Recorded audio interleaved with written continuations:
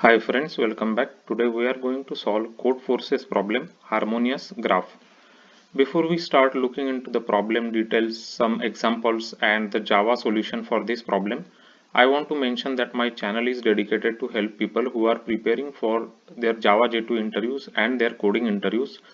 You will find a lot of helpful videos on my channel that can help you in your Java interview preparation and in your coding interview preparation. You will find over 250 solved different varieties of coding problems that constitute very important coding questions varieties such as DFS, BFS, matrix problems, graph problems, binary search related coding questions, dynamic programming problems, as well as linked list and string related different coding questions. There are also optimization problems that can be solved using priority queue. These problems are demonstrated using whiteboarding sessions and Java code and explain how to use different Java libraries to solve different kind of problems. So this channel can definitely be helpful to you in your job interview preparation. So please subscribe to the channel. So let's take a look at the harmonious graph problem statement first. This is one of interesting graph problem that I saw, and this is based on a DFS that we can solve this problem, and I found this problem very interesting, so that's why I'm creating the video for this problem. So let's go through the problem statement first. You are given an undirected graph with n nodes and m edges. Nodes are numbered from 1 to n. The graph is considered harmonious if and only if the following property holds. For every triple of integers lm are such that so what they are saying here, if there is a path between L to R, right? So for example, let me just explain you what they are saying in simple statement. So let's say if there is a path, let's say like this, right? 1, 2, 3 and 4. Let's just assume that this is one path, like this is a graph, right? So as you can see here, the minimum is 1, right? And the maximum is 4, right? And there is a path between every middle numbers between 1 and 4, right? So basically 1 is here, 4 is here. So if you consider middle numbers like 2 and 3, so these numbers can be reached from 1, right? So you can go from 1 to 2 here like this. You can go from 1 to 2 and 2 to 3, so you can reach it like this. And you can go from 1 to 2, 2 to 3 and 3 to 4 also, right? So this is the basically concept of harmonious graph. So all are consider like all are accessible, right? These 2 3 which are in the in between 1 and 4, basically, right? In between, so they are accessible, right? But for example, if you have a graph like this, right? 1 to 4, let's say 1 to 4 is there, and there is another component of this graph, let's say this is a separate component which is from 3 to 5, then this is not a harmonious graph, right? Because you can reach from 1 to 2, but you can 1 to 2 and 2 to 4. So in the range of 1 to 4 you can reach to 2, which is fine, but you cannot reach to 3, right? From 1 to 3 it's not, there is no path basically, so this is not a harmonious graph. So that is what they are explaining here. In simple terms, I just explain you. So what is the minimum number of edges we need to add to make the graph harmonious, right? So for example, the one that we were just seeing, this is, let's say, a graph, right? So we can add one edge. For example, if I add an edge here, now I can reach to 1 to 2 and 1 to 3 here, right? Then this one becomes harmonious basically, right? So we can reach from 1 to 2, 2 to 4, 1 to 5 also we can reach, and all the elements between 1 to 5 we can reach basically, right? All the elements from 1 to 5. So this one will become harmonious after adding one edge. So we have to find out how many minimum number of edges we have to add so that the graph becomes harmonious, right? So that is what the problem statement says. So let's take a look at the what input is given to us. So in the first line they have given us n and m. So n is number of nodes. So as you can see here, 14 are number of nodes and 8 edges are given, right? This is an undirected graph. They have given us these 8 edges. As you can see, these are the 8 edges here, right? So let's just take this example over here and we will find out how how many minimum edges we have to add so that we can make this graph a harmonious one, right? So let's take this example over here. So this is the edges that is given to us. I just wrote it here, right? 1 to 2, then 2 to 7. So uh, what we will first do to solve this problem is, let's just first construct a graph, something like, let's just first solve this visually, and then we will go through the algorithm how we can solve this problem. So as you can see, these are the edges that are given to us, right? These are the edges that are given to us. So we will take all these edges and we will create a graph basically from this, right? So this is one based index basically. So we have to make a zero based index when we are creating a graph, right? Because our program is based, computer program is based on a zero based index. So we will create a zero based index graph. So as you can see, I just created a graph to show you from these edges. So you can see 1 to 2 means 0 to 1, right? Then 2 to 7 means 1 to 6, right? Because it is zero based index, so 1 we have to subtract basically. Then this one is 3 to 4 means 2 to 3 basically, right? So we have to subtract. So first thing you will notice that this graph is not altogether connected, right? There are three different components you can see in this graph, right? Visually when you look at it. So first thing is, let's just so 0 to so if I consider this component, right, this component if I consider, then in this component we have minimum is 0 and maximum is 6, right? So let's just write here min and max, right? So for example, min and max I'll just write down here. So minimum is 0 in that component and maximum is 6, correct?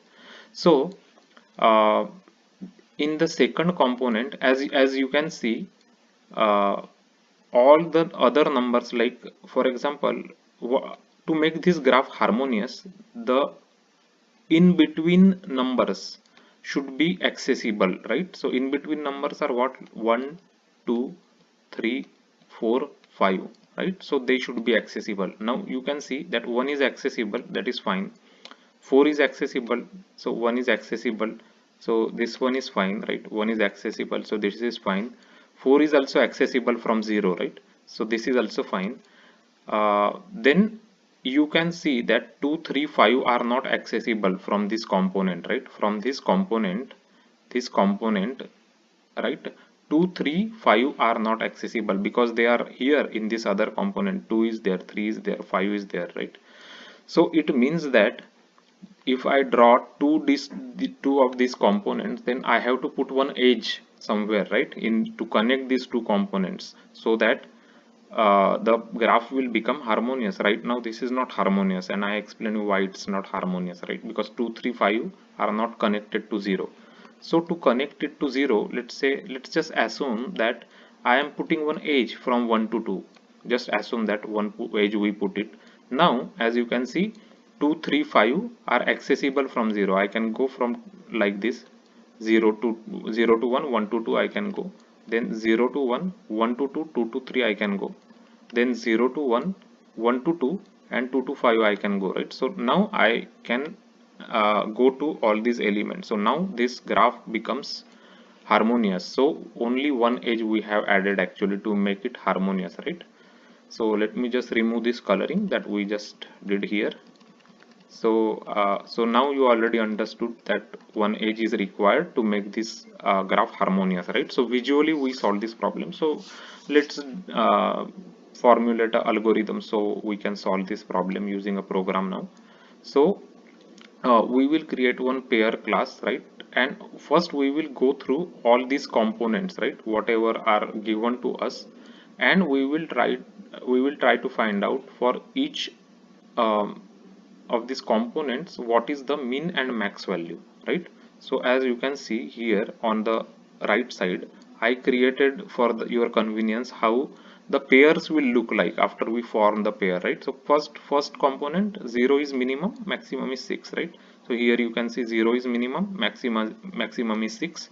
Second component, 2 is minimum, 7 is maximum, right? So you can see 2 is minimum, 7 is maximum, right? So we have to continue this process until for all the n's. N means total 14 nodes it is given to us in the input, so we have to go through all the n, right? So after 7 we will continue with 8, right? So there is no node in the 8 which is given in the graph, right?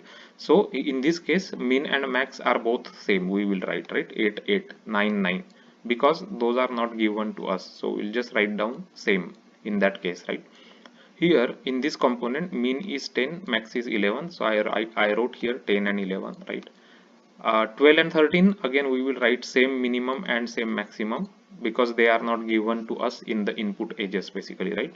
So we first created these pairs list basically, right?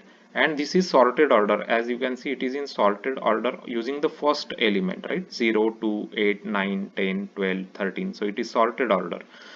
We will use collections.sort to sort these pairs. So so far we are good, right? So we created the pairs and we captured the minimum and maximum in each of the components. So let's remove this coloring again so we can reuse these things. So far we have created the pairs and list of pairs, and we have sorted it using first, right? So now after creating the pair, what we will do is we will create min and max values, right? So let's just assume that the min value is this one, right? We'll create min and max value, and in the beginning we'll just assign it to -1, let's say, right? -1 -1. So we will start going through each of these pairs. So now it will become 0, min is 0, max is 6, right? After first pair. After that, in the second pair, we will compare this first, right? This 2. So whenever the 2 is lying between this 0 and 6, right? 2 is lying between this, right? So it means that we need to put a edge here, right? Because as you can see, we can connect from 0 to 6 in this component, but 2 is missed basically, correct? 2 is being missed. So at least one edge is required so that we can connect these two components basically, right? So we will just increment the edge by 1. So it was 0 in the beginning, we will increment by 1, right? So it will become 1. And the minimum and maximum value we will update. So minimum will be minimum of these things, minimum of 0 and 2, and maximum will be maximum value. So maximum will be updated from 6 to 7, right, when we are combining these two. So after that we will keep going like this basically. So 0 7 we are done, then 8 8 means the minimum will be 0, maximum will become 8, but there is no addition into the edges, right? Because 8 is already outside of this range of 0 to 7, right? We have a range of 0 to 7. Now the one that now we are looking is 8, which is outside of this range. So in this case there is no need to put any edge, right? So we will just keep updating our min value and max value. So now max will become 8, after that it will become 9, correct? After that it will become 9 again. Now 10 and 11 will come. Now 10 is again outside of this range of 0 to 9, right? So no need to increment any edge, right? Means we are not adding any new edge because it's already outside, so it is already harmonious, right? So we'll keep doing it for 12 and 13. So at the end we will find out the number of edges we had to add here, and that is what we are going to return as our answer, right? So this is the logic to solve the Codeforces harmonious graph problem. I found this problem very interesting, and that's why I'm just creating this video to demonstrate. This is something like a very interesting problem about the graph, and the solution is also not very straightforward to find out for this problem. So let's take a look into the Java code now. So first we created a class called as pair. This is a comparable, and it just has first and second two fields basically, right? And it's like basically comparing with the first, right? I just implemented this toString method because for the demonstration purpose I wanted to show you how the sorted pairs will look like, right? So I just implemented this toString method. So this is the input that is already given to us. N is number of nodes, M is number of edges, and these are the actual edges which are given to us. This is the same example that we just saw. The only difference means the not difference, but the only thing you will notice is this is one based index, right? And this is zero based index, correct? because in the program we will always use zero based index. It is always easy to manipulate zero based index in the Java programs. So we are basically creating a adjacency list, which is a graph right here. So it's a adjacency list. In the beginning we'll just put a empty array list here. We will go through all the edges and we will create the graph basically, correct? So as you can see, we read u, we read v, and we are subtracting 1. Why? Because the values that are given to us is 1 based. Now we are making it 0 based index, right? This is 0 based values, so that's why we are subtracting 1 here. And then we are creating graph u add v, means we are creating bidirectional edges in the graph, right? Because this is an undirected graph. So after the graph is created, we are going to create the list, like array list of pairs, right? So as I shown you, this is the array list of pairs we are creating basically here now. So we'll just create one boolean visited array, so that we don't want to revisit the edges, right? So here one important thing is that, very important thing of this solution is that we have to do the DFS always, right? From this first zero number, right? We have to do DFS, and what DFS will do is it will try to expand as much and visit all the nodes basically, like this. It will keep visiting all the nodes, DFS. So because our solution is based on DFS, right? So it will expand, and at the same time it will keep track of the maximum node it has seen. So in this case it will keep track of the maximum node as it has seen basically, like, right, 6 is the maximum node, and that is how we are forming this pair. As you can see, 0 and second is the maximum found, that you found basically 6. Here the starting point is 2, the maximum value you found is 7, right? So 2 and 7, as you can see, 2 and maximum value is 7, right? That you will use DFS to find this.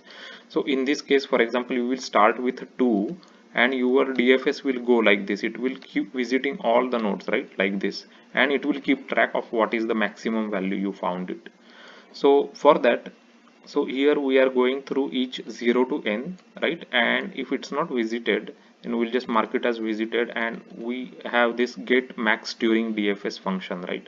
So it will give us the maximum value. So as you can see, we are keeping track of max here, and we are this is a recursive function basically, right? This is a recursive function we will call. So as you can see, so that it will visit all the nodes here, then here, then here, all the nodes basically that it could basically visit from that node, right? And at the same time keeping track of the maximum in the temp max, and we will just return temp max, right? So so this is a recursive function to find the max in the component, right? Component, you can say. So this will give us the max, and we will form our pair here, right? Ijth pair means the starting point and the max, right? I is starting point, j is max. So this is how all the pairs are formed here and created a array list. After that we are going to sort the list basically, right? And that's why we have implemented comparable. So as you can see, this is already sorted by using first 0 2 8 9 10 12 13, right? So after this one is done, we will just create the answer variable, mean and max variable. As I mentioned you, in the mean and max is -1 in the beginning. We will go through the list of all the pairs, and basically what this for loop logic is doing is it is going through all these pair, right, one by one, and whenever it find out, like, it will keep track of mean and max, right, 0 and 6, and for the next time whenever it finds something which is inside this range, mean max range, right, then we will increment the count of the edges. As you can see here, is we are incrementing the count of the edges, right? After we are done, we will keep incrementing the mean and max, right, based on the current pair, correct? So that's what we are doing. In the first time, whenever mean is -1, we will just get the mean and max from the first pair in the list, right? If the if like for example 8, right, 8 is outside of the 0 to 7 range, right? 0 to 7 range is already there, min max, and we are looking at 8. If it is outside, we are not going to increment the edge here, right? So we will just update the min and max in that case, right? So we'll loop through all the pairs here in the for loop, and at the end we will find out the answer is showing the number of edges that we minimum number of edges that we have to add, so that the graph becomes harmonious.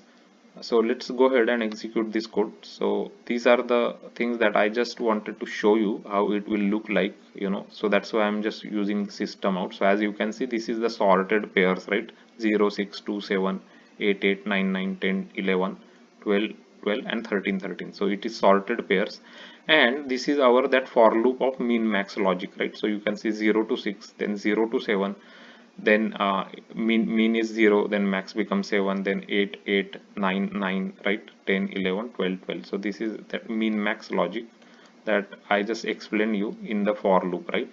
And at the end, this is the number of edges that we have added, right? 1 is the number of edges that we are printing here, right? So this is the example that they have given us. The number of edges is 1, which is the correct answer. Let us take another example that they gave us here. So we have to just update our input here. So let me just comment out the original this first example, and we can just create another example quickly to make sure that the second example also works with this logic. um, it's like, I don't know, it's a very big number, 200,003.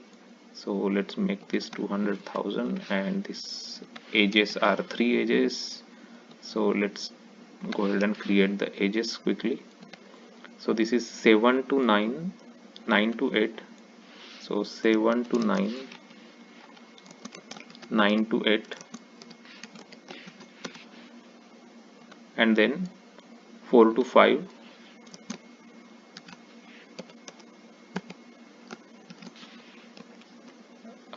so let's go ahead and execute this one and make sure this works. Oh, it will print. Let me just, yeah, so it printed because it's like a very big number, right? So it printed everything because we are printing, right? But at the last we are getting 0, which is our number of edges that we have added here, right? We are printing this in the last, so 0 is the correct answer, as you can see here.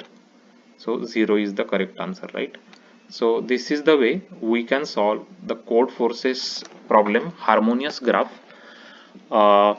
So this is a graph problem, and we have used the DFS, and this is where we are using the DFS, right? Where we are using the recursive call of DFS basically to find out the maximum number in the component. So we can create the pairs, and then using this logic that I explained you, we sorted the pairs after that using collections.sort, and we use this min max logic, right, to understand how many edges we have to put to connect the components so that the graph becomes harmonious.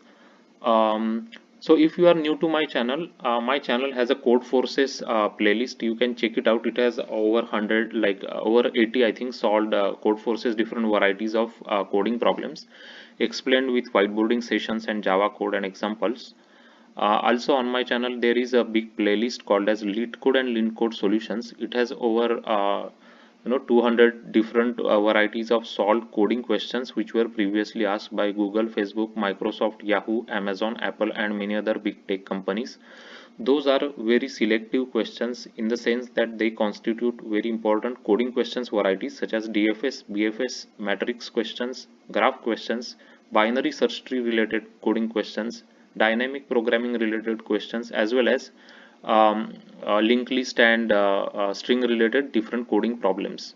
So it will give you vast varieties of exposure to the very important coding problems that you can expect during your interview calls and your coding interview questions. If you are preparing for your Java telephonic interviews, then there is a playlist called as Java interview that explains frequently asked Java interviews questions for telephonic interviews, and how to answer those questions is also explained there. If you find this video helpful, if you like the video, if you find it like interesting and it helped you, then please give it a like. Also subscribe to the channel. Your subscription to the channel is really important for the channel, because that is the way the channel can reach to more people who need help in solving coding problems. The main goal of the channel is to help as many people as possible in their coding problems interviews and in their Java J2E interviews.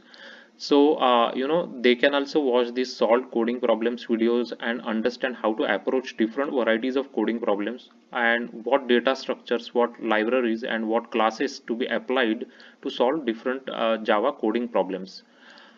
So if you find it helpful, if you like it, please give it a like. If you have any questions regarding the video, please put your questions below the description section. Also share this video with your friends and colleagues, and thanks for watching this video.